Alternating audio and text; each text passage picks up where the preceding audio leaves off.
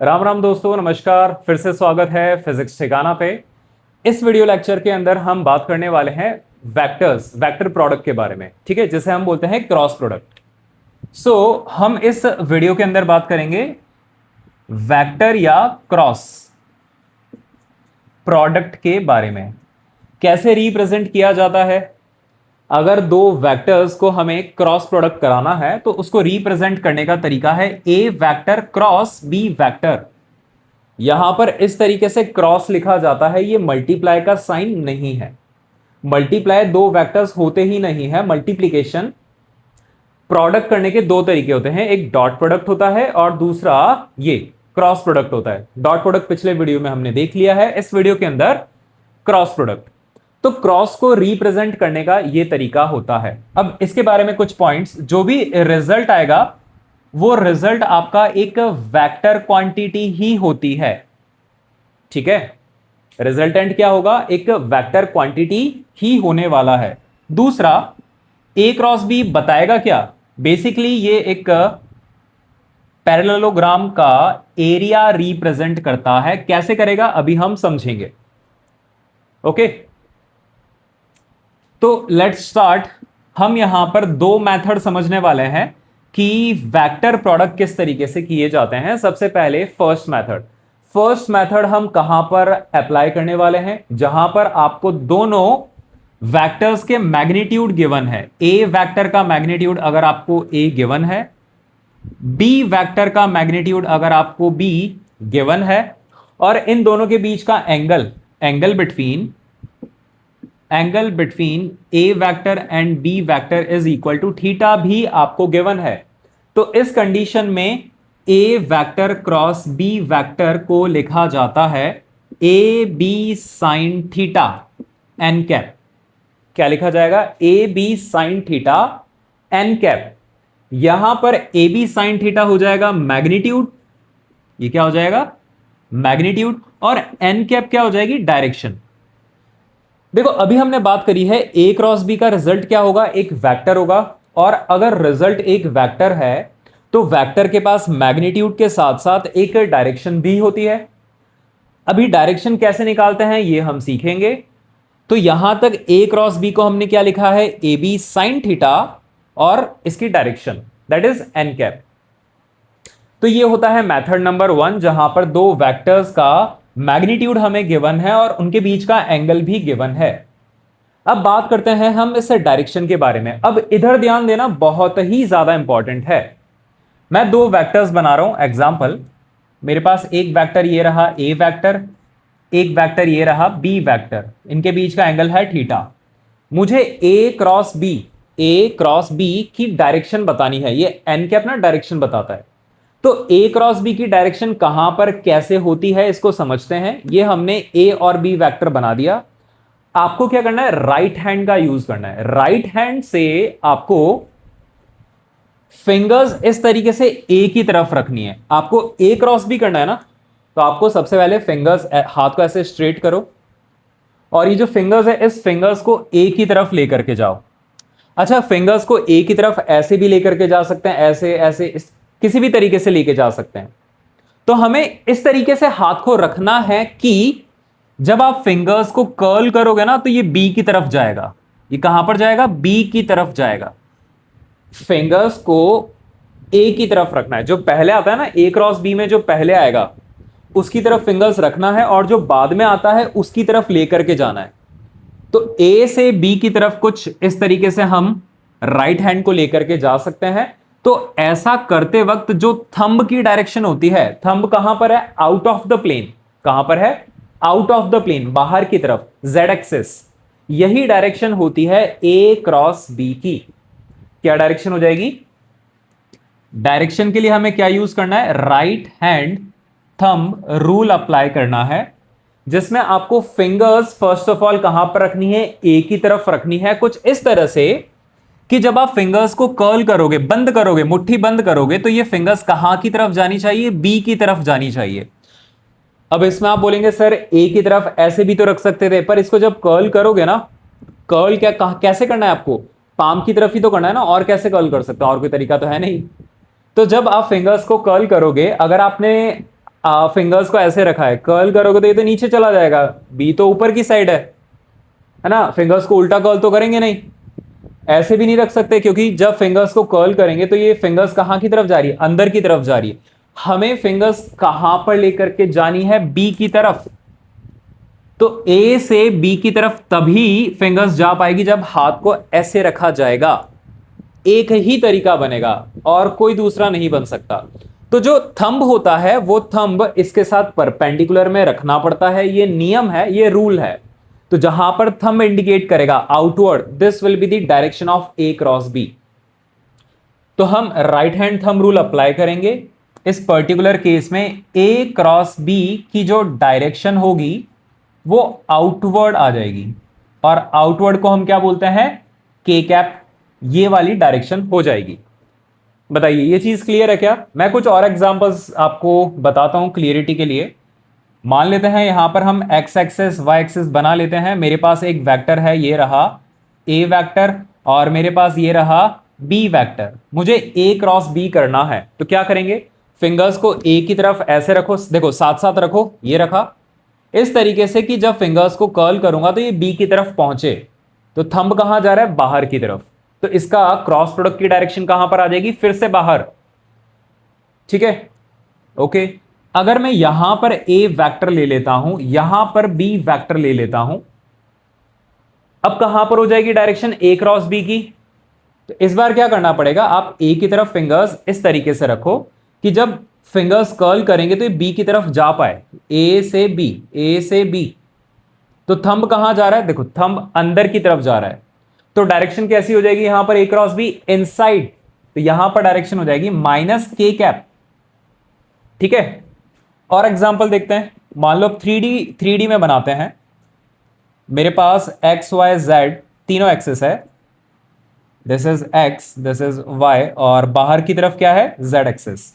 मेरे पास जो दो वेक्टर्स हैं वो कुछ इस तरीके से हैं कि एक वेक्टर आपका ए वाई के साथ साथ है, और एक वेक्टर मेरा जेड के साथ साथ है, दैट इज बी वेक्टर। तो ए क्रॉस बी कैसे किया जाएगा, देखो ए की तरफ फिंगर्स रखना है, ए कहां पर है, ऊपर, बी कहां पर है, बाहर की साइड। तो फिंगर्स कर्ल करोगे, बाहर की साइड जानी चाहिए। ये देखो ए ऊपर बी बाहर, ए से कर्ल करते करते बी बाहर की तरफ जाना चाहिए। तो थंब कहां पर इंडिकेट कर रहा है, पॉजिटिव एक्स की तरफ, यानी यहां पर डायरेक्शन कौन सी हो जाएगी आपकी, ए क्रॉस बी की जो डायरेक्शन होगी वो आई कैप डायरेक्शन हो जाएगी। यानी अभी समझ में आ रही है एन कैप क्या है, basically I cap, J cap, के कैप या उनका कॉम्बिनेशन है, that will represent basically direction. और डायरेक्शन क्या होता है, यूनिट वेक्टर। डायरेक्शन क्या होता है, हमेशा यूनिट वेक्टर। ठीक है, एक लास्ट एग्जांपल और देख लेते हैं, यहीं पर देख लेते हैं लास्ट एग्जांपल। जैसे ये y हो गया, ये x है, और यहां पर z कोऑर्डिनेट हो गया। एक वेक्टर मैं बना देता हूं माइनस y में, है ना, माइनस j कैप, और एक वेक्टर हम बना देते हैं माइनस i कैप, है ना, माइनस i कैप। और ये वाला a वेक्टर है, ये वाला b वेक्टर है। a क्रॉस b करके देखो, पहले फिंगर्स a की तरफ रखनी है, ऐसे मत रखना, क्योंकि जब आप फिंगर्स कर्ल करोगे तो b तो उधर की साइड है ना, कर्लिंग तो इधर हो रही है, ऐसे नहीं कर सकते, आपको ऐसे रखना पड़ेगा। a कहां पर है, नीचे की तरफ, और b किधर की साइड है, उधर की साइड। तो जब a क्रॉस b करोगे तो थंब कहां पर जा रहा है, अंदर की साइड। राइट हैंड का ही यूज करना है, लेफ्ट हैंड यूज कर लिया तो गलत हो जाएगा। ठीक है, तो इसमें डायरेक्शन कौन सी हो गई, ए क्रॉस बी करो तो इनसाइड जाएगा। ए क्रॉस बी की डायरेक्शन कहां पर हो जाएगी, inside, that is minus K cap. ठीक है, बाहर की साइड हम हमेशा z यानी कि के कैप रखते हैं, और अंदर की साइड माइनस के कैप। यहां तक नोट डाउन कर लो पॉज करके, फिर हम आगे बढ़ते हैं। मेथड नंबर 1 था ये, अब हम देखेंगे मेथड नंबर 2।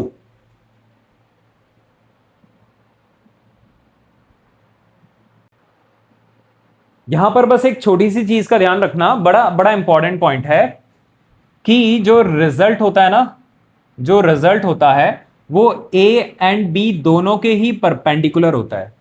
रिजल्ट एक वेक्टर ही होगा। जैसे कोई भी एग्जांपल ले लो, जैसे ये एग्जांपल ले लिया हमने, ये वाला, तो ए और बी ऐसे हैं जैसा दिखा रखा है डायग्राम में। ए क्रॉस बी कहां पर आता है, यहां पर बाहर की तरफ आया था, आउटसाइड। ए क्रॉस बी कहां पर है, आउटसाइड। तो ध्यान से देखो, ए वेक्टर ऐसा है, बी वेक्टर कहीं यहां पर है, और इनका रिजल्टेंट बाहर की तरफ है, ये फिंगर है ना, ये रिजल्ट हो गया। तो ध्यान से देखो, ध्यान से देखो, ये ए के साथ भी परपेंडिकुलर है और बी के साथ भी परपेंडिकुलर है ना। ए और ये जो पूरा प्लेन होता है एक्स वाई प्लेन, ये पूरा एक्स वाई प्लेन परपेंडिकुलर होता है जेड के, या vice versa, Z A B plane के एक्स वाई प्लेन के परपेंडिकुलर होता है। तो ये दोनों वेक्टर्स कहां पर है, एक्स वाई प्लेन पर है। इनका क्रॉस प्रोडक्ट कहां पर है, जेड एक्सिस पर है। तो जेड एक्सिस वाला वेक्टर ए और बी दोनों के हमेशा परपेंडिकुलर होगा, और वही नियम है, ए और बी के हमेशा परपेंडिकुलर होगा कौन, रिजल्ट, ए क्रॉस बी। ठीक है, तो अगला मेथड देखते हैं हम, मेथड नंबर 2। तो मेथड नंबर 2 हमें कहां पर और कब यूज करना रहेगा, जब भी हमारे पास दो वेक्टर्स कार्टेशियन फॉर्मेट में दे रखे हैं, मतलब आई जे के कैप वाली फॉर्मेट में दे रखे हैं, वेक्टर फॉर्मेट में दे रखे हैं।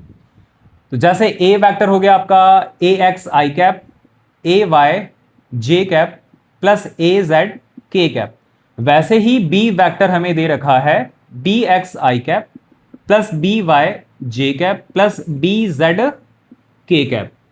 अगर हमें डॉट प्रोडक्ट करना है, सॉरी क्रॉस प्रोडक्ट करना है, तो ए क्रॉस बी, इसके लिए हम तरीका यूज करते हैं डिटर्मिनेंट मेथड। कौन सा मेथड यूज करेंगे,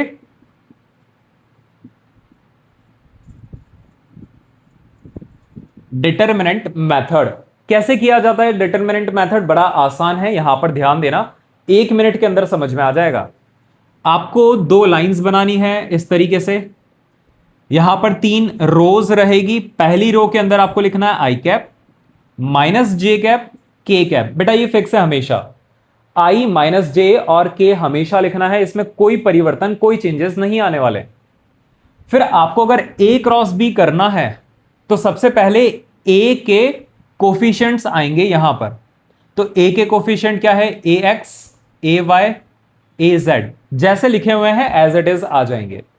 इसके बाद क्रॉस प्रोडक्ट में ए क्रॉस बी, बाद में कौन सा है, वेक्टर बी वेक्टर। तो बी वेक्टर के coefficients B X, B Y, B Z second, यानी कि ओवरऑल थर्ड रो के अंदर आने वाले हैं।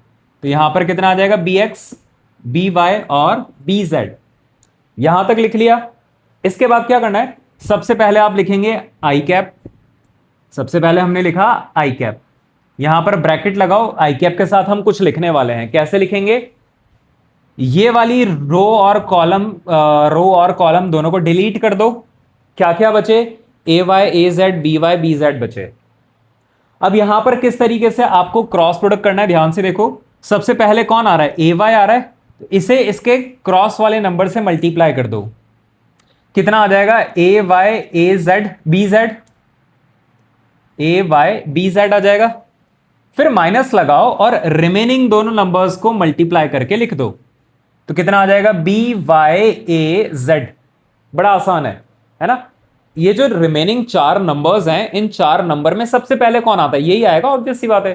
तो इसे इसके क्रॉस वाले नंबर से मल्टीप्लाई करके लिख दो, माइनस लगा करके रिमेनिंग दोनों को मल्टीप्लाई करके लिख दो।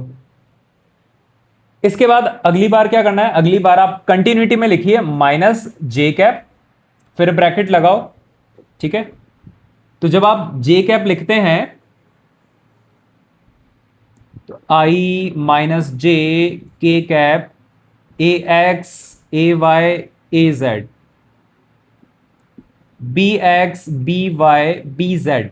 तो जब आप जे कैप के माइनस जे कैप यहां पर लिखेंगे सबसे पहले, और माइनस जे कैप के ब्रैकेट में क्या लिखना है, इसके लिए आप रो और डिलीट दोनों, रो और कॉलम दोनों को डिलीट कर दो।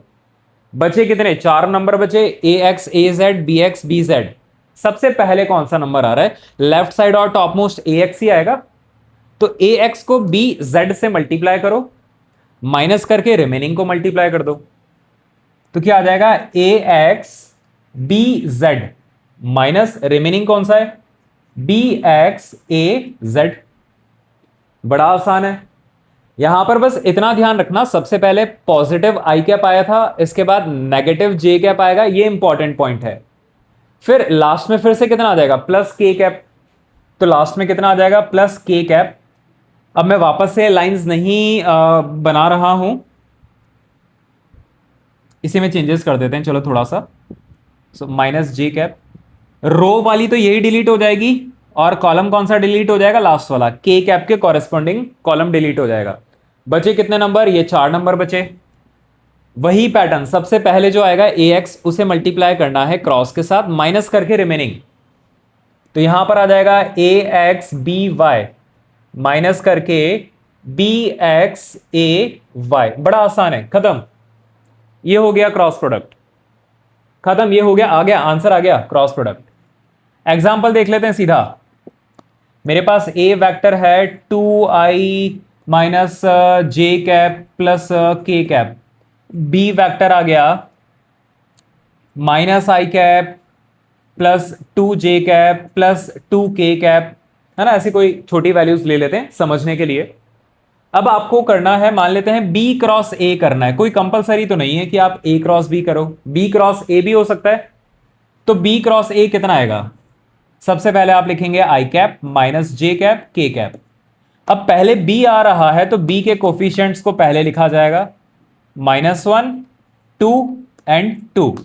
फिर a बाद में आता है तो a के कोफिशिएंट अगली रो के अंदर लिखे जाएंगे, दैट इज 2 -1 और +1। सेम तरीका यूज करेंगे, तो सबसे पहले लिखो आई कैप, ब्रैकेट लगाओ, ये रो और कॉलम को डिलीट कर दो, ये 4 बचे। तो 2 1 ज़ा 2 माइनस ये कितना हो जाएगा मल्टीप्लाई करके -2। तो यहां पर 2 माइनस -2, देखो ये वाला माइनस कौन सा है, ये फॉर्मूले का माइनस है।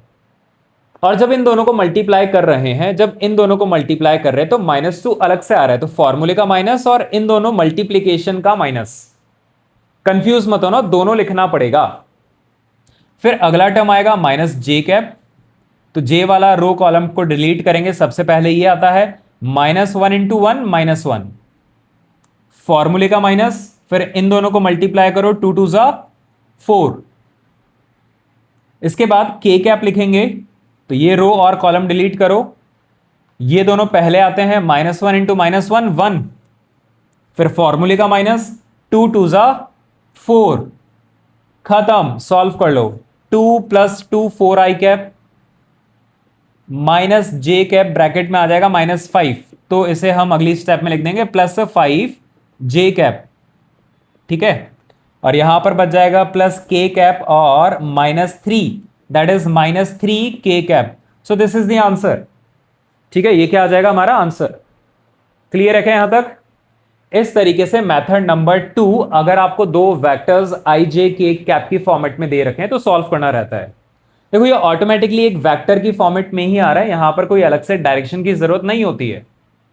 वो मेथड नंबर 1 है जहां पर मैग्नीट्यूड्स और एंगल दे रखे होते हैं, तो हमें डायरेक्शन बताना होता है with the help of right hand thumb rule. यहां पर ऑटोमेटिकली वेक्टर की फॉर्मेट में ही आंसर आएगा, यहां पर कोई डायरेक्शन की जरूरत नहीं है आपको। क्लियर है, ठीक है। एक छोटा सा पॉइंट इधर ध्यान देना, एक बहुत ही छोटा सा पॉइंट है। देखो मेरे पास ये ए वेक्टर है, ये बी वेक्टर है, दोनों के बीच का कुछ एंगल थीटा है। ए क्रॉस बी कहां पर होता है, ए क्रॉस बी होगा बाहर की तरफ, बी क्रॉस ए कहां पर होगा, तो हमें बी से ए की तरफ आना है, बी क्रॉस ए कहां पर हो जाएगा अंदर की तरफ। देखो ए क्रॉस बी, ए से बी की तरफ आना है, ए से बी की तरफ कहां पर आएगा बाहर। और अगर बी क्रॉस ए करना है तो बी से ए की तरफ, बी ऊपर है, बी से ए की तरफ, थंब कहां जाएगा अंदर। यानी ए क्रॉस बी और बी क्रॉस ए दोनों का रिजल्ट जो आता है वो अपोजिट डायरेक्शन में आता है, एक बाहर की तरफ है एक अंदर की तरफ, और दोनों का मैग्नीट्यूड कितना हो जाएगा same, A B sine theta. Magnitude कितना होगा, ए का मैग्नीट्यूड, बी का मैग्नीट्यूड और साइन थीटा। तो ये मैग्नीट्यूड तो चेंज होना नहीं है, तो आप चाहे ए क्रॉस बी का मैग्नीट्यूड देखें तो ये ए बी साइन थीटा होगा, चाहे बी क्रॉस ए का मैग्नीट्यूड देखें ये भी ए बी साइन थीटा होगा। तो मैग्नीट्यूड तो बराबर हो गया, डायरेक्शन इनका अलग अलग है, यानी a cross B is equal to minus B cross A. ठीक है, अगर हम डायरेक्शन के साथ बात करें तो a cross B, B cross A opposite direction में होंगे विद द सेम मैग्नीट्यूड, तो यहां पर माइनस साइन लगा करके हम रिप्रेजेंट कर सकते हैं। ठीक है, ये छोटा सा पॉइंट रह गया था, तो आप ये नोट करने से पहले ये छोटा सा पॉइंट लिख लेना, इसके बाद मेथड नंबर 2 कॉपी पेस्ट कर लो।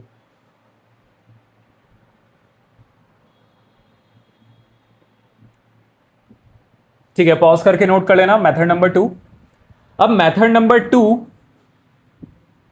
को सॉल्व करने का हमारे पास एक तरीका और है बच्चों, इसे आप चाहें तो मेथड नंबर 3 बोल दो, या मेथड नंबर 2 का ही एक अल्टरनेट तरीका है। सेम सवाल मैं सॉल्व करके भी आपको बताऊंगा, उससे भी सेम आंसर लेकर के आएंगे। तरीका समझो पहले क्या होता है,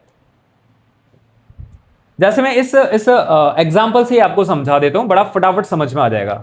तो मेथड नंबर 3 यहां पर डालो, मेथड नंबर 3, और with the help of example हम इसे समझेंगे। मेरे पास ए वेक्टर हो गया कितना, 2i माइनस जे और plus K cap. B vector मेरे पास हो गया माइनस आई प्लस 2j और प्लस 2k कैप। ठीक है, ये दो वेक्टर्स मेरे पास हैं।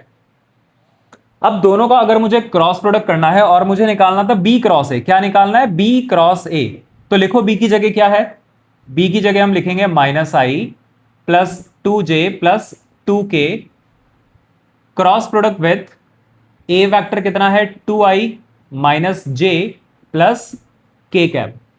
अब जैसे हमने डॉट प्रोडक्ट के अंदर भी एक एक टर्म को ओपन किया था, डॉट लगा करके मल्टीप्लाई किया था, वैसे ही क्रॉस लगा करके इन दोनों का क्रॉस प्रोडक्ट करो, है ना, जैसे मल्टीप्लीकेशन में होता है, सिंपल ब्रैकेट ओपन करते हैं ना वैसे ही। तो यहां पर एक एक टर्म को ओपन करते चले जाओ। देखो minus I cap cross product with 2i cap, फिर प्लस लगा दो और यहां पर ब्रैकेट लगाते चलो, minus I cap cross product with minus J cap, bracket बंद, plus minus I cap cross product with K cap. ठीक है, इसे हमने तीनों से क्रॉस प्रोडक्ट करा दिया। फिर कंटिन्यूटी में लिखना है, बट थोड़ा पैटर्न अच्छा दिखे तो मैं अगली लाइन में लिख रहा हूं 2j cross product with 2i plus 2j cross product with minus J plus 2j cross product with K cap, है। वैसे ही प्लस 2k की बात करें तो 2k cross product with 2i plus 2k cross product with minus J plus 2k cap cross product with k cap. ठीक है, अब यहां पर कुछ नियम होते हैं, जैसे डॉट प्रोडक्ट के अंदर भी आपने नियम देखे थे, आई कैप डॉट आई कैप 1 होता है, इसके अलावा जे कैप डॉट जे कैप भी 1 होता है, के कैप डॉट के कैप भी 1 होता है, इसके अलावा बाकी सारे 0। वैसे ही यहां पर भी कुछ नियम है। यहां पर क्या नियम है, बड़े आसान से नियम है, बहुत आसान नियम है। देखो एक ट्राइंगल बनाओ, आई जे और के कैप लिखो और यहां पर इस तरीके से एरो बना दो। सीक्वेंस में क्लॉकवाइज डायरेक्शन में आई जे के लिखो और यहां पर एरोज बना दो, आई से जे, जे से के। अब सुनना ध्यान से, अगर आप आई क्रॉस जे करेंगे, इस एरो के साथ साथ चलते हो, आई क्रॉस जे, तो रिजल्ट आ जाएगा के कैप। वैसे ही जे क्रॉस के करोगे, सीक्वेंस में चल रहे हो, तो आंसर आ जाएगा आई कैप। वैसे ही के क्रॉस आई करोगे तो जे कैप आ जाएगा, है ना। यानी कि अगर आप सीक्वेंस में चल रहे हो तो क्रॉस प्रोडक्ट करने पर अगला नंबर आ जाएगा। अगर आप उल्टा चलते हो, जे क्रॉस आई, तो आंसर कितना आ जाएगा, माइनस के। अगला वाला ही आएगा बट माइनस के साथ आ जाएगा। अगर आप रिवर्स में जा रहे हो तो माइनस के साथ बचा हुआ नंबर आ जाता है। के क्रॉस जे माइनस आई, आई क्रॉस के माइनस जे, है ना, बड़ा आसान सा है। क्लॉकवाइज सीक्वेंस में चल रहे हो तो अगला नंबर, एंटी क्लॉकवाइज यानी कि चेन को तोड़ रहे हो तो माइनस के साथ रिमेनिंग टर्म आ जाएगा। बड़ा आसान सा है ना। अब यहां पर अगला नियम यह है कि आई क्रॉस आई 0 हो जाएगा, जे क्रॉस जे 0 हो जाएगा, के क्रॉस के भी 0 हो जाने वाला है।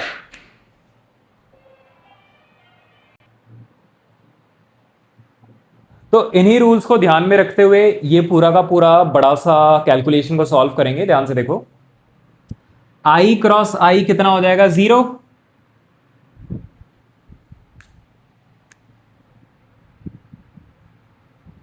जे क्रॉस जे कितना हो जाएगा 0, के क्रॉस के कितना हो जाएगा 0।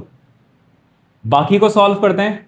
देखो -1 कितना हो जाएगा +1, और आई क्रॉस जे कितना हो जाएगा, आई क्रॉस जे हो जाएगा के कैप, है ना। आप सबसे पहले एक काम करो, -1 और -1 को सॉल्व करके बाहर नंबर सॉल्व कर दो। तो -1 और -1 कितना हो जाएगा +1, फिर बचा क्या, माइनस माइनस तो हट गया ना, क्या बचा आई क्रॉस जे, और आई क्रॉस जे क्या हो जाएगा के कैप, लिख दिया मैंने। अगला सॉल्व करते हैं, ध्यान से देखो, -1 इंटू 1 कितना हो जाएगा -1, तो -1 बाहर ले लिया, आई क्रॉस के कितना होगा, आई क्रॉस के, देखो उल्टा जा रहे हो तो -j आ जाएगा, क्या आ जाएगा -j कैप। बाद में प्रॉपर्ली सॉल्व कर देंगे इनको, बाद में सॉल्व करके ऑल ओवर कितना आ जाएगा +j आ जाएगा, वो बात की बात है। फिर अगला यहां पर आओ, ये आ जाएगा 2 2 ज़ा 4, और j क्रॉस आई कितना हो जाएगा, j क्रॉस आई हो जाएगा -k, तो this will B -k cap. यहां पर आ जाएगा 2 1 ज़ा 2, j क्रॉस के हो जाएगा +i, 2 इंटू +i। वैसे ही अगला टर्म 2 2 ज़ा 4, k क्रॉस i हो जाएगा आपका, सीक्वेंस में चल रहा है ना, k cross i, j cap आ जाएगा। फिर +2 -1 जा -2, और k क्रॉस j कितना हो जाएगा -i, ये -i कैप। समझ में आया? इसको सॉल्व कर लेते हैं फटाफट से। तो देखो कितना आ जाएगा, इसे एक लाइन में लिख देते हैं, k cap plus j cap minus 4k cap plus 2i cap plus 4j cap minus minus plus 2i cap. i cap को सॉल्व करो, कितना है 2 2 ज़ा 2 + 2 4, तो 4i कैप। फिर j वाले सॉल्व करो, 4 और 1 प्लस 5j कैप, ठीक है, और -4 + 1 -3k कैप। देखो मैच करके देखो, सेम आंसर आ रहा है क्या, यहां पर लिखा हुआ है, मैंने अभी मिटाया नहीं है, सेम आंसर आ रहा है, बिल्कुल सेम है, 4i + 5j -3k कैप, है ना। तो ये आप चाहें तो मेथड नंबर 3 लिखें, या फिर सेकंड मेथड का ही दूसरा पार्ट है, मेथड नंबर 3 मान लीजिए आप इसको। तो ये टोटल 3 तरीके होते हैं क्रॉस प्रोडक्ट करने के। तो पहला क्रॉस प्रोडक्ट का तरीका होता है जब मैग्नीट्यूड्स गिवन होते हैं, और बाकी सेकंड और थर्ड मेथड जब आपको कार्टेशियन फॉर्मेट आई जे के कैप की फॉर्मेट में दे रखे होते हैं, ठीक है।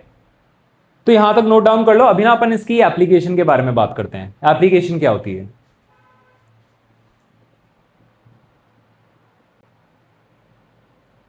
दो बड़े बेसिक से छोटे छोटे सवाल सॉल्व करते हैं एप्लीकेशन से पहले। फर्स्ट क्वेश्चन देखिए, पहले सवाल में दे रखा है angle between A and B is theta, the value of B cross A whole bracket dot product with A vector कितना होगा। सबसे पहले एक काम करो, ए और बी वेक्टर बना दो, उनके बीच का एंगल थीटा भी बना दो। तो मैंने यहां पर बना दिया ए वेक्टर और यहां पर बना दिया बी वेक्टर, इनके बीच का एंगल थीटा। अब आपको बताना है B cross A dot A, B cross A से सॉल्व करना स्टार्ट करें, पहले ब्रैकेट को सॉल्व करते हैं। बी क्रॉस ए कहां पर होगा, बी क्रॉस ए हो जाएगा आपका अंदर की साइड, बी क्रॉस ए कहां पर हो जाएगा अंदर की साइड, यानी बी क्रॉस ए अंदर की साइड एक वेक्टर होगा, है ना। ये क्रॉस प्रोडक्ट है, क्रॉस प्रोडक्ट क्या होता है, एक वेक्टर ही तो होता है, यानी कि एक सी वेक्टर आ गया जो कि इनसाइड है, कहां पर है इनसाइड। अब इस वेक्टर का आपको ए के साथ डॉट प्रोडक्ट करना है। तो अब ध्यान से देखो, जो आपका बी क्रॉस ए इनसाइड आया था, ये मैंने बना दिया इनसाइड, इसका और ए वेक्टर जो कि ऐसे है, इन दोनों के बीच में एंगल कितना होगा 90 तो होगा। Resultant of B cross A अंदर की साइड और ए वेक्टर, इन दोनों के बीच का एंगल कितना है 90, यानी इन दोनों का डॉट प्रोडक्ट कितना हो जाएगा 0। C vector A vector cos 90, dot product कैसे लिखते हैं, ये सी वेक्टर है, तो अब रिजल्ट क्या आ जाएगा, सी का मैग्नीट्यूड, ए का मैग्नीट्यूड कॉस 90, और कॉस 90 कितना होता है 0।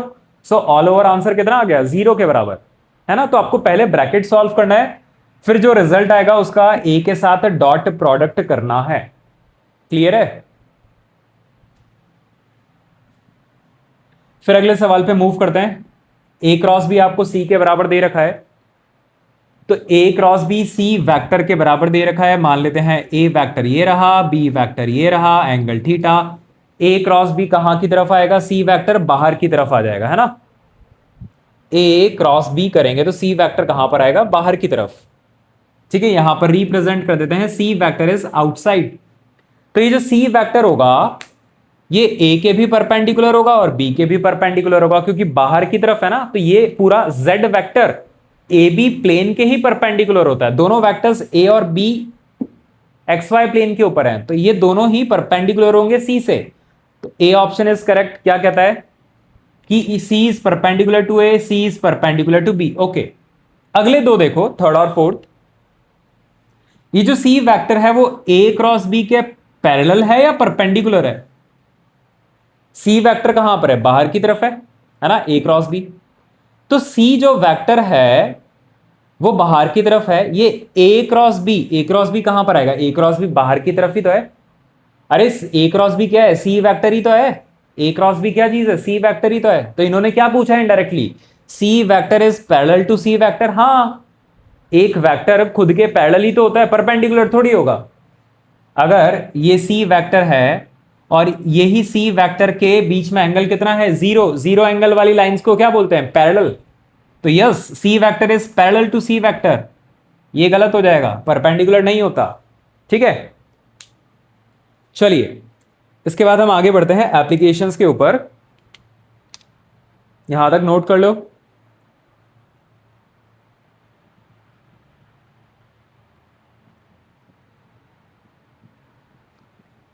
ठीक है, first application, A cross B gives the area of A and area of parallelogram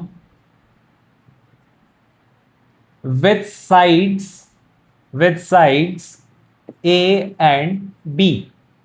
ठीक है, मेरे पास अगर ये a वेक्टर है और ये b वेक्टर है, इन दोनों के टेल को मैंने ज्वाइन कर दिया ताकि ये दोनों एडजेसेंट साइड्स की तरह बिहेव करें, और इन दोनों को कंसीडर करते हुए मैंने एक पैरेललोग्राम बना दिया। ठीक है, अब नॉर्मली 10th क्लास तक में आपने क्या सीखा था, पैरेललोग्राम का एरिया कैसे बताते हो आप, जैसे रेक्टेंगल का बताते हैं ना, लेंथ इनटू ब्रेड्थ। तो पैरेललोग्राम का एरिया कैसे बताते हैं, ये परपेंडिकुलर हाइट को अगर मैं इस बेस से मल्टीप्लाई कर दूं तो एरिया आ जाएगा। यही होता है एरिया। कैसे निकालते हैं, area is equal to this height multiplied by इस ए वेक्टर का मैग्नीट्यूड, है ना। ये एच क्या चीज है बच्चों, एच क्या चीज है, अगर ये एंगल थीटा है तो बी का कॉस थीटा नीचे आता है और सामने क्या आता है, बी का साइन थीटा। एच क्या चीज है, बी का साइन थीटा। तो ये हो गया बी का sine theta, simple multiplication with A, तो कितना हो गया, ए बी साइन थीटा। और ये क्या चीज है, magnitude of A cross B. यानी ए क्रॉस बी आपको क्या बताता है, पैरेललोग्राम का एरिया बताता है। ये पूरा एरिया है ना, इसको शेड कर देता हूं मैं, ये पूरा एरिया।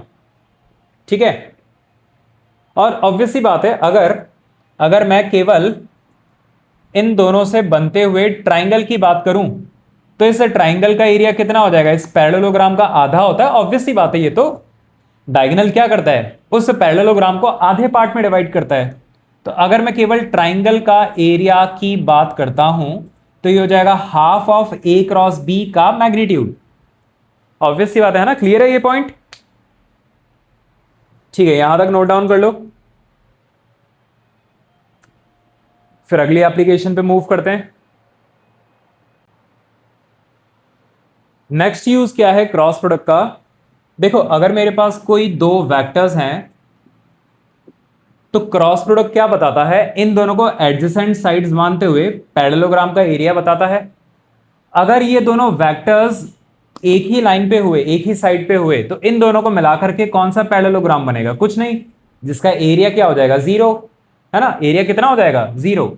यानी अगर दो लाइंस आपकी पैरेलल है तो ए क्रॉस बी का मैग्नीट्यूड कितना होना चाहिए? 0 होना चाहिए।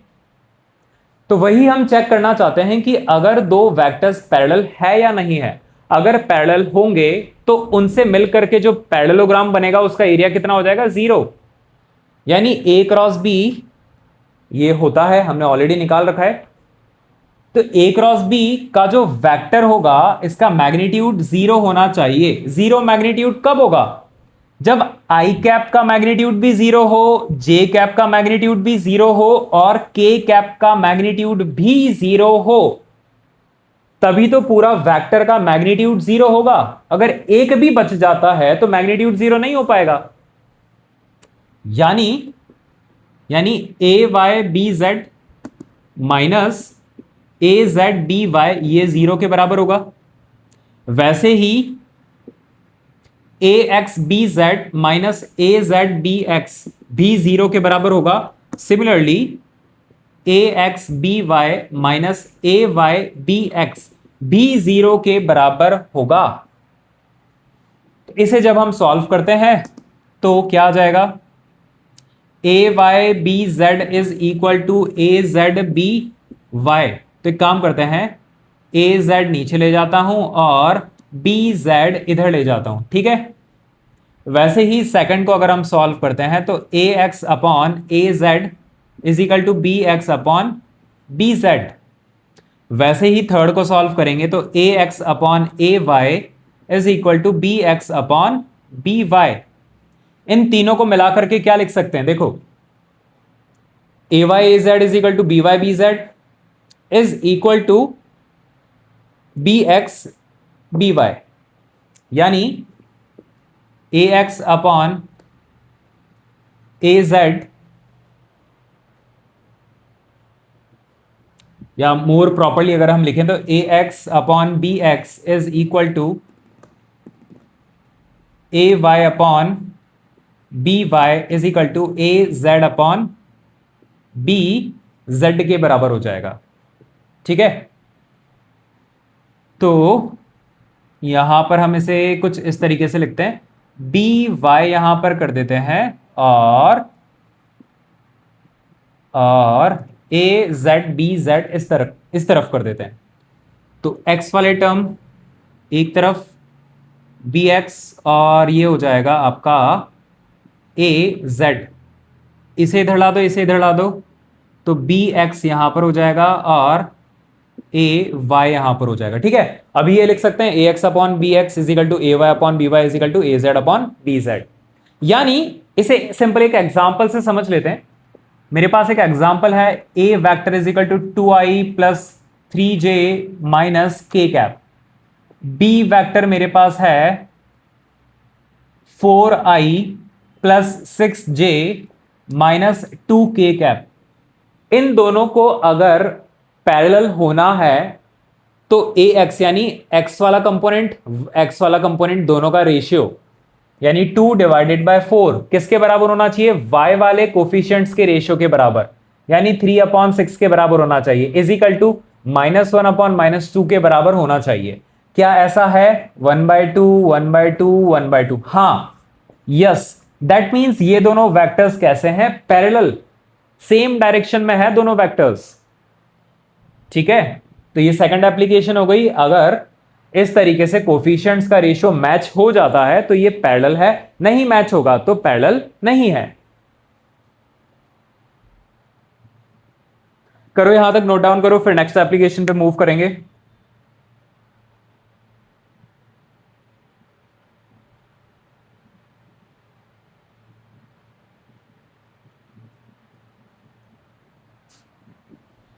ठीक है, अगली एप्लीकेशन पे मूव करते हैं। लास्ट एप्लीकेशन,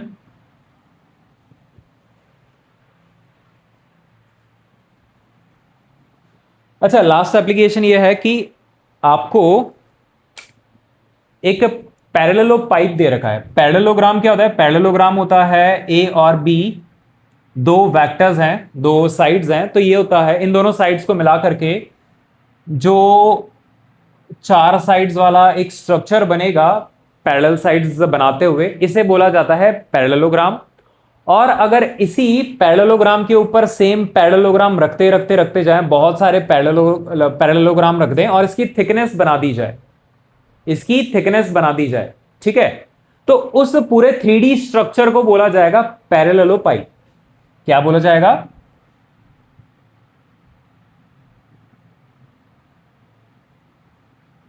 पैरेललोपाइप, ठीक है। यानी कि यहां पर सी में भी एक स्ट्रक्चर होगा और ये पूरा का पूरा बाहर की तरफ निकल रहा होगा, ऐसा स्ट्रक्चर। तो इस पूरे को हम क्या बोलते हैं? पैरेललोपाइप। अब अगर मुझे इस पैरेललोपाइप का वॉल्यूम बताना है तो मैं वॉल्यूम कैसे निकाल सकता हूं? सिंपल एक तरीका है, A cross B dot C, ठीक है। कैसे भी फॉर्मेट में लिख सकते हैं आप, चाहें तो B cross C dot A कर सकते हैं, जहां पर A B तो दो साइड्स ये हो चुकी हैं, तीसरी साइड कौन सी हो जाएगी? ये C, जो बाहर की तरफ विड्थ है ना, उसके अलोंग एक वेक्टर है C वेक्टर, ये ऐसे बाहर की तरफ। ये तो XY प्लेन पर हो गए A और B, तीसरा वेक्टर C वेक्टर कहां पर हो जाएगा? बाहर की तरफ। उसकी विड्थ बनानी है ना, विड्थ बनाने के लिए एक वेक्टर बाहर भी तो होना चाहिए। तो ये तीनों मिलकर के तीन साइड्स बना रही हैं। इस पैरेललोपाइप का वॉल्यूम निकाल सकते हैं कोई भी तरीका, A क्रॉस B करो, B क्रॉस C करो, या A क्रॉस C करके बचे कुचे से डॉट प्रोडक्ट कर दो, ठीक है। कोई सा भी मेथड आप यूज कर सकते हैं। सर कैसे? थोड़ा प्रूफ करके बताओ। तो किसी भी एक फॉर्मूले को प्रूफ कर देते हैं, वही तीनों के लिए एप्लीकेबल हो जाएगा। पहले वाले को देखते हैं, बड़ा आसान सा है। देखो ये A वेक्टर है और ये B वेक्टर है। सबसे पहले आप A क्रॉस B करोगे तो इसको A ले लो, इसको B ले लो, क्या फर्क पड़ता है। अगर आप A क्रॉस B करते हैं तो आपको क्या मिलेगा? इस पैरेललोग्राम का एरिया मिल जाएगा, है ना। और इस वेक्टर की डायरेक्शन क्या हो जाएगी? A क्रॉस B कहां पर आएगा? A क्रॉस B आएगा बाहर की तरफ। सॉरी, फिर मैं एक काम करता हूं, A इधर ही ले लेता हूं, B इधर ही ले लेता हूं, ताकि A क्रॉस B कहां पर आ जाए? बाहर की तरफ। अंदर बनाऊंगा तो फिर हम फील नहीं कर पाएंगे ना। बाहर की तरफ मैं ऐसे बना सकता हूं, ये आ जाएगा A क्रॉस B, बाहर की तरफ आ गया, ठीक है। अब देखो A क्रॉस B वेक्टर को मुझे C वेक्टर के साथ डॉट प्रोडक्ट कराना है। C वेक्टर कहां पर है? C वेक्टर कहीं पर भी हो सकता है, कोई कंपलसरी नहीं है कि C वेक्टर Z के साथ ही हो। C वेक्टर थोड़ा साइड में भी हो सकता है ऐसे। अब C वेक्टर के साथ डॉट प्रोडक्ट करना है, दैट मींस ये वाला वेक्टर का आपको कंपोनेंट इसके ऊपर चाहिए, ठीक है। इस डायग्राम को मैं थोड़ा सा जूम करके यहां पर बनाता हूं। देखो A वेक्टर मेरा यहां पर हो गया, बड़ा सा डायग्राम बनाते हैं, बड़ा आराम से समझेंगे। A वेक्टर ये हो गया, B वेक्टर मेरे पास ये हो गया, तो A और B को मिला करके हमने एक पैरेललोग्राम तो ऐसे बना दिया था। C वेक्टर मान लो मेरे पास कुछ इधर की साइड है, ठीक है, ये Z के अलोंग नहीं है, C कहीं रैंडमली कहीं पर भी है।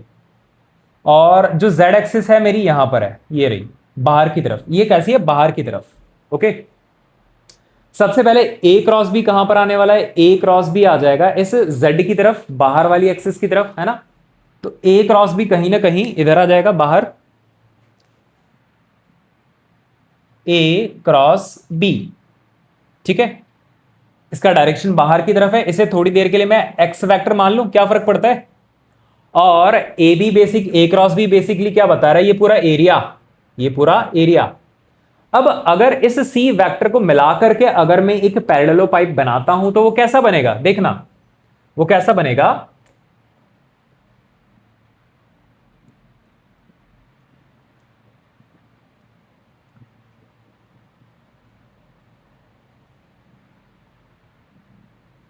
कुछ इस तरीके से बनेगा, है ना। दिखाई दे रहा है? ये तो हो गई इसकी लेंथ B वेक्टर, ये हो गया आपका A वेक्टर, पैरेलल शिफ्ट करके देख सकते हो। और बाहर की तरफ कितना खिसका हुआ है? C वेक्टर बाहर की तरफ खिसका हुआ है। ये कितना हो गया? C वेक्टर बाहर की तरफ खिसका हुआ है। तो ये वाला जो वॉल्यूम है, ये वॉल्यूम हमें निकालना है। अब हमने क्या किया? सबसे पहले A क्रॉस B कर दिया, तो A क्रॉस B ये जो पीछे सरफेस है ना, इसका एरिया दे देगा। और A क्रॉस B की डायरेक्शन कहां पर आ गई? बाहर की तरफ। अब करना क्या होता है? ये वाले एरिया को हमें इस परपेंडिकुलर हाइट से मल्टीप्लाई करना होता है। तरीका तो आपको पता होना चाहिए, है ना। क्या करना होता है? अगर आपको वॉल्यूम निकालना है तो किसी भी बेस वाले सरफेस का area multiplied by perpendicular height, ये वॉल्यूम दे देता है। तो आपने बेस का एरिया तो निकाल ही दिया है, ए क्रॉस बी, और डायरेक्शन कहां पर आ गई, बाहर की तरफ। अब आपको चाहिए ये वाली हाइट, इस हाइट को इस ए क्रॉस बी के साथ मल्टीप्लाई करना है ना, सिंपल मल्टीप्लीकेशन ए क्रॉस बी के मैग्नीट्यूड के साथ। तो देखो यहां पर ये जो सी वेक्टर है, इनके बीच का एंगल अल्फा मान लो। सी कॉस अल्फा क्या होगा, सी का कॉस अल्फा यानी कि ये वाला वेक्टर हो जाएगा सी कॉस अल्फा, हाइट के बराबर ही हो गया। ये हाइट क्या चीज है, बेसिकली सी कॉस अल्फा। तो अब अगर आपको वॉल्यूम बताना है तो ये एरिया तो हो गया ए क्रॉस बी, तो ए क्रॉस बी और सी कॉस अल्फा आपस में सिंपल मल्टीप्लाई करने पड़ेंगे, यानी ये क्या चीज है, X vector C cos alpha. तो इसे क्या लिख सकते हैं, X vector dot C vector लिख सकते हैं, है ना। और एक्स वेक्टर क्या था, A cross B dot with C, ठीक है। तो अगर ये फंडा समझ में आता है तो ठीक है, नहीं भी समझ में आता है तो फिजिक्स में इतना डिटेल में जाने की जरूरत नहीं है। मेरे पे भरोसा रखते हुए आप सिंपल ये फॉर्मूला याद रख लो कि अगर पैरेललो पाइप का वॉल्यूम बताना है तो पहले किसी दो को क्रॉस प्रोडक्ट करो, तीसरे के साथ डॉट प्रोडक्ट कर दो, गारंटी आपका वॉल्यूम आ जाएगा।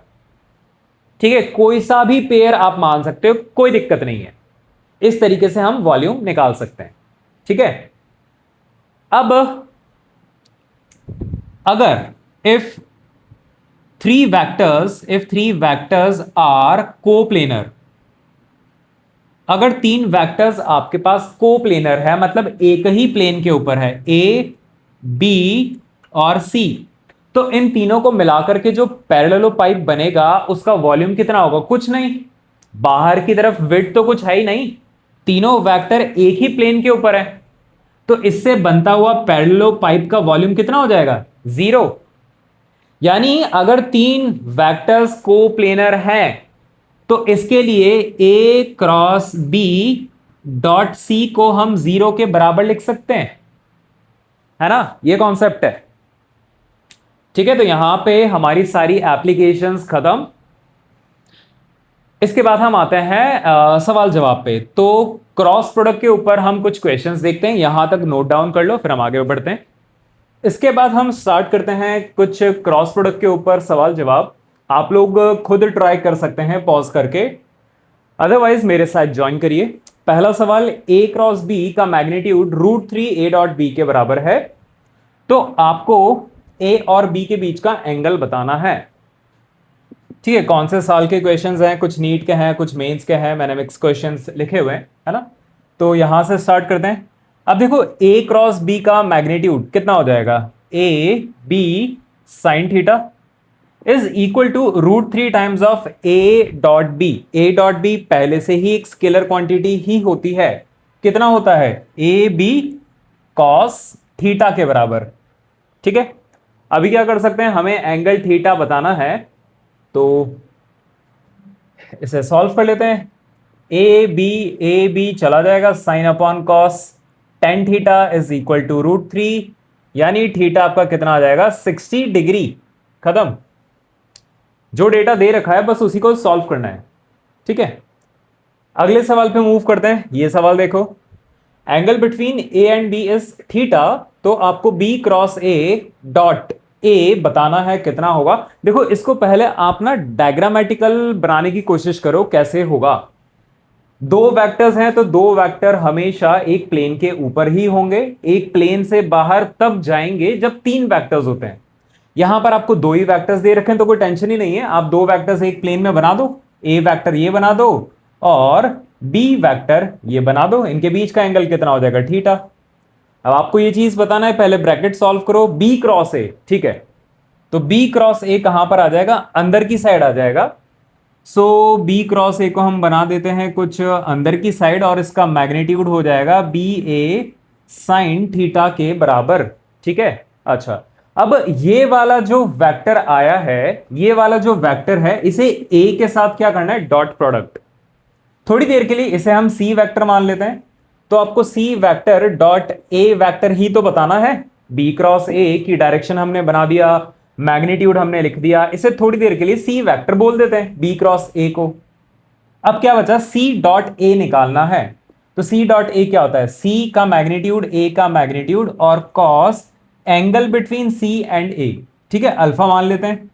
अब यहां पर देखो सी और ए के बीच का एंगल कितना है, 90 दिखाई दे रहा है भैया।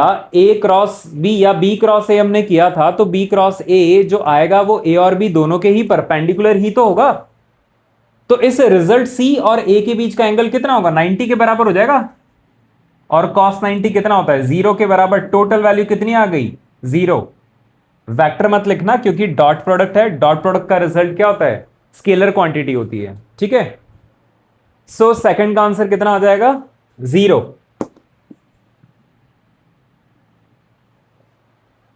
ठीक है, यहां तक नोट करो। इसके बाद अगला सवाल देखेंगे। तो अगला सवाल पढ़ो। आपको मोमेंट ऑफ फोर्स बताना है, एक फोर्स का जो कि इस पर्टिकुलर पॉइंट पर एक्ट कर रहा है फोर्स, और आपको मोमेंट ऑफ फोर्स इसके अबाउट निकालना है 2, -2, -2। अभी आप लोगों ने मोमेंट ऑफ फोर्स नहीं पढ़ा है, तो मैं आपको ना एक फॉर्मूला बता रहा हूं, डायरेक्टली आप उसको मान लो, आगे जाकर के मोमेंट ऑफ फोर्स क्या होता है पढ़ेंगे हम, ठीक है। टॉर्क क्या चीज होता है बाद में देखेंगे। तो फिलहाल टॉर्क या जैसे हम मोमेंट ऑफ फोर्स बोलते हैं, इसका फॉर्मूला होता है R क्रॉस F, ठीक है। एक बार छोटा सा कॉन्सेप्ट समझ लो, मेरे पास एक पॉइंट है, यहां पर कोई एक फोर्स F लग रहा है। अगर मुझे किसी O पॉइंट के अबाउट मोमेंट ऑफ फोर्स बताना है, यानी इस फोर्स का मोमेंट ऑफ फोर्स इस पॉइंट के अबाउट बताना है, तो फॉर्मूला होता है R क्रॉस F, जहां पर R होता है इस पॉइंट से जहां फोर्स लग रहा है वहां तक का वेक्टर, जैसा मैंने यहां बता रखा है, ठीक है। R वेक्टर कौन सा हो जाएगा, जिसके अबाउट मोमेंट ऑफ फोर्स निकालना है, वहां से जहां पर फोर्स लग रहा है वहां तक का वेक्टर। और cross product with F vector तो हमें दे ही रखा है। तो बेसिकली इस सवाल के अंदर आपको F वेक्टर तो दे रखा है, आपको सिर्फ R वेक्टर निकालना है। अभी इनिशियल पोजीशन यानी जिसके अबाउट मोमेंट ऑफ फोर्स निकालना है वो है 2, -2, -2, और फोर्स जहां पर लग रहा है वो पॉइंट है 2, 0, -3। तो क्या ये R वेक्टर हम निकाल सकते हैं, डिस्टेंस वेक्टर हमने सीखा हुआ है ना। डिस्प्लेसमेंट वेक्टर कैसे निकाल सकते हैं, फाइनल माइनस इनिशियल। तो 2 -2 I cap plus final minus initial 0 -2 J cap plus -3 -2 के कैप, कितना हो जाएगा, ये गया +2 जे कैप, और ये हो जाएगा +2 -3 -1 के कैप। तो लो R वेक्टर हमारे पास आ चुका है। एक बार अगर आपने R वेक्टर निकाल दिया तो अब आपको क्या निकालना है, अब आपको निकालना है R क्रॉस F वेक्टर, ठीक है। तो R क्रॉस F वेक्टर आपके पास दो तरीके हैं, हम डिटरमिनेंट वाले मेथड से सॉल्व करते हैं।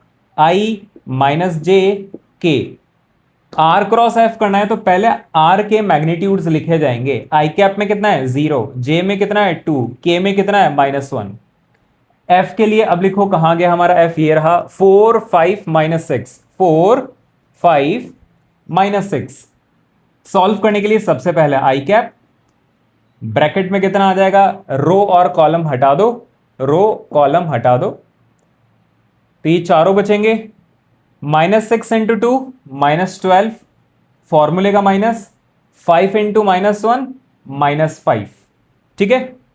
फिर अगला सॉल्व करेंगे, -j कैप लिखना है, ब्रैकेट रो कॉलम हटाओ, 0 × समथिंग 0, -4 × -1 -4।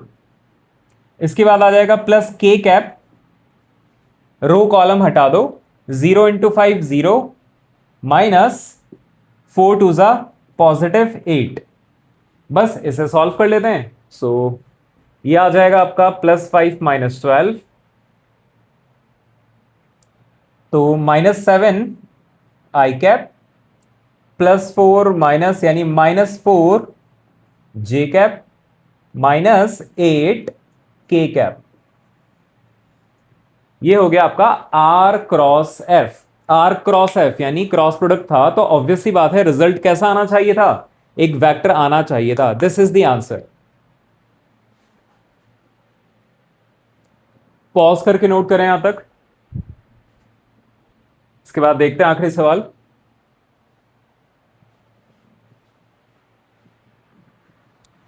ठीक है, नेक्स्ट लास्ट क्वेश्चन पे मूव करते हैं। अगले सवाल में आपको P और Q दो वेक्टर्स दे रखे हैं। Unit vector in the direction of P cross Q is इतना। ठीक है, तो आपको X बताना है कितना होगा। सबसे पहले एक काम करो, आप P क्रॉस Q निकालो कितना होगा। तो लिख देते हैं I माइनस जे और K कैप। डिटर्मिनेंट मेथड से हम निकालेंगे। पहले P क्रॉस Q है, पहले P आता है तो P के कोफिशिएंट पहले लिखे जाएंगे, 3√3 एंड 2। फिर Q के कोफिशिएंट्स लिखे जाएंगे 4√3 और उसके बाद 2.5। ठीक है, सॉल्व करो। I कैप लिखेंगे पहले, रो कॉलम डिलीट करो, 2.5 इंटू √3, 2.5√3 माइनस 2√3। ठीक है, फिर अगला आता है minus J cap. Row column को हटा दिया जाए तो 3 इंटू 2.5 7.5 और माइनस 4 टू ज़ा 8। देन इसके बाद लिखेंगे प्लस के कैप। रो और कॉलम को हटा दिया जाए तो क्या ये 4 नंबर बचेंगे। 4 नंबर में पहले इन दोनों को मल्टीप्लाई करना है, 3√3 माइनस इन दोनों का मल्टीप्लीकेशन 4√3। सॉल्व कर लेते हैं, कितना आता है 2.5 माइनस 2 दैट इज हाफ √3, तो √3/2 आई cap minus J cap bracket में कितना आ रहा है 7.5 माइनस 8 अगेन हाफ आ गया, तो माइनस हाफ जे कैप। फिर यहां पर 3√3 माइनस 4√3 यानी minus √3, so minus √3 K cap. ठीक है, ये तो आ गया हमारा P क्रॉस Q वेक्टर। आपको इसी का यूनिट वेक्टर चाहिए। कौन सा यूनिट वेक्टर। तो यूनिट वेक्टर का तरीका क्या होता है, A cap is equal to A vector upon A का मैग्नीट्यूड। तो P क्रॉस Q वाला वेक्टर तो हमें पता चल चुका है, 3√3/2 I cap minus half J cap minus √3 K cap divided by इसी का मैग्नीट्यूड। मैग्नीट्यूड कैसे निकालते हैं, तीनों के स्क्वायर का एडिशन का रूट। सो इसका स्क्वायर कितना हो जाएगा 3/4 प्लस इसका स्क्वायर कितना हो जाएगा 1/4 प्लस √3 का स्क्वायर कितना हो जाएगा 3। तीनों को ऐड करो और फिर रूट कर दो, यानी इन तीनों को सॉल्व करेंगे तो एलसीएम 4, 3 + 1 + 4 3 जा 12, इस पूरे का रूट और ऊपर सेम √3/2 आई कैप माइनस 1/2 जे माइनस √3 के कैप। तो 12 13 14 15 16 16/4 4 4 का रूट 2 कितना आ जाएगा डिनोमिनेटर में 2। तो फाइनली आंसर कितना आ जाएगा √3/2 पहले से है, एक और 2 यानी upon 4 I cap minus j/2 divided by 2 j/4 minus j/4 minus √3/2 के कैप। ठीक है, इसको मैच करके देखो। तो आपको बताना है कि x कितना होना चाहिए। तो डेफिनेटली x कितना आ जाएगा, यहां से अगर आप 1/4 बाहर निकालते हैं तो यहां पर √3 आई कैप माइनस माइनस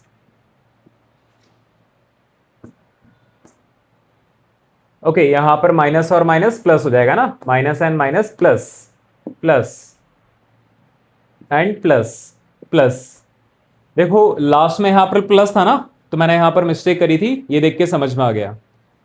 सो √3 आई कैप अंदर बच जाएगा plus J cap and minus 2√3 अंदर बच जाएगा के कैप। ठीक है, अब देखो फॉर्मेट मैच हो रहा है, यानी कि x कितना हो जाएगा, x हो जाएगा आपका 4 के बराबर। So answer is equal to x कितना आ जाएगा आपका 4 आंसर।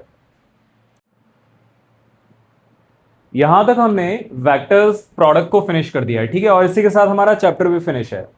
पर अभी प्रैक्टिस बहुत सारी बाकी है, क्योंकि बिना प्रैक्टिस के कोई भी चैप्टर इनकम्प्लीट होता है। तो अगला लेक्चर हम लेकर के आएंगे वेक्टर्स के ही पीवाईक्यूज प्लस बढ़िया बढ़िया किताबों के बढ़िया सवाल, ठीक है। तो अगले लेक्चर में हम पूरा सेशन को प्रैक्टिस सेशन रखते हैं। बने रहिए मेरे साथ, सॉल्व करेंगे बहुत सारे सवाल। Thank you.